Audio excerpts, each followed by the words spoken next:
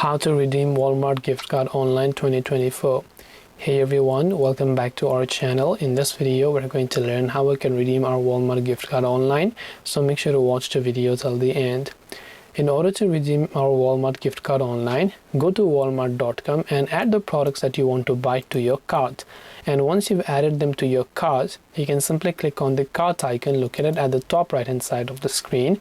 Then once you've done that, you will see all the sorts of information where you want to simply go to continue to checkout.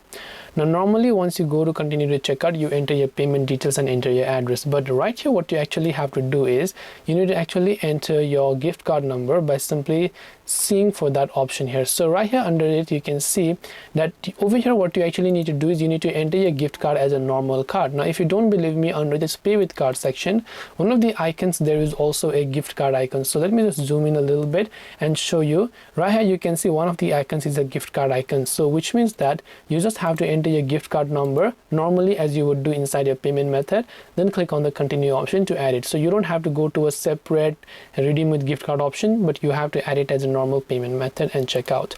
So this way you'll be able to redeem your Walmart gift card online. Hope this video was helpful. If you have got any questions, feel free to leave them down. Thank you for watching and see you in the next video.